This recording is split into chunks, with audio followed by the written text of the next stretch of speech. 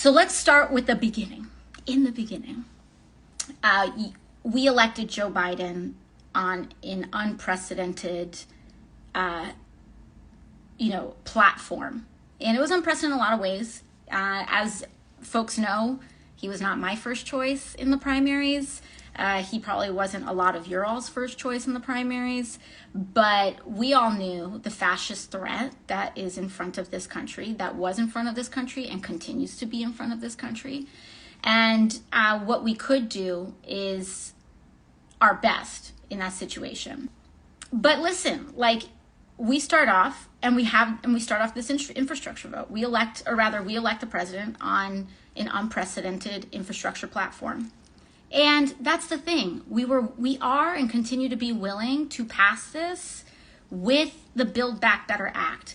Because when we talk about the unprecedented climate investments in this infrastructure package, what people don't understand is that they have been linked, like these policies, a lot of them are almost half policies, where the other half is in Build Back Better. And so the drawdown provisions in this infrastructure plan do not get enabled or unlocked unless we pass Build Back Better. I'm good. I've been elected as the youngest congresswoman in American history. It took over 200 and something years for this country to elect a woman in her 20s to Congress. We done started it with men in their 20s, okay? So 3-4 years ago, I was a waitress in a bar. I have already accomplished more than I had ever dreamed was even possible in my life.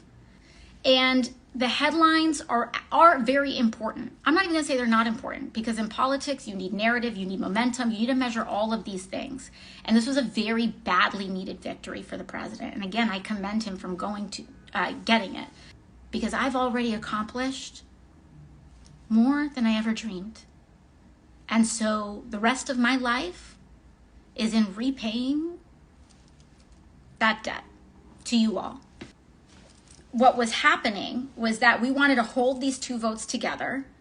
And throughout all this process with the chess, there were folks trying to get the bipartisan bill procedurally to be 2 steps ahead of this one. And then we would be stubborn and then get this one 2 steps ahead and going like this and going like that. And we were essentially at one point like this. So will the Build Back Better Act pass now? Well, now we're at the point where the bipartisan bill is now signed into law. I'm the youngest member of the Democratic caucus. And I think my colleagues, I believe my colleagues respect my concern on this, because some of us are actually going to live in 2050. And when I'm my colleagues' age, I don't want our country to be in perpetual disaster. Here's another reason too why I wanted to make sure for our immigrant families and advocacy groups, these no votes really, really rack up the temperature on leadership to deliver on paid family leave, to deliver on relief for immigrant communities, to deliver on all of these things. Last year, I was literally pulling people that were on planes set to be deported back to countries that they have never established a life in, getting them off of planes. Immigration is the #1 issue in our district and in our community. What's happening with the Build Back Better Act is that there's a pending conclusion from the Senate parliamentarian on the issue of parole, on whether or not parole with benefits, wording aside, whether that can be included in the Build Back Better Act. And so this 2-week process politically could cost us huge advancements for our immigrant community, for my community. Most people don't live in a community that is 50, 60, 70% immigrant. I do. And the argument on voting for the bipartisan infrastructure bill right now is that if we didn't, the enormous cost would be political. There would be costs in the press and in public narrative, which people may say, oh, that's BS. It's important. Mainstream media has an enormous grip over, an enormous sway over public opinion. So it matters. You know, that there were costs in momentum and all of that if this didn't pass today. The costs of not passing the Build Back Better Act now could potentially be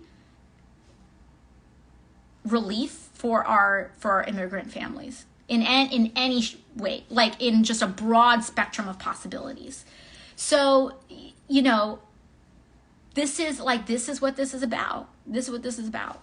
And, you know, for me, climate is extremely important because this is our chance. And some of us actually have to live on this planet in 50 years. And historically, on the issue of climate, the United States government has eaten its young. It's chosen fossil fuels over the future gradually every single time. And now we're coming to that juncture where it needs to stop and it needs to end. Prove me wrong on all of it.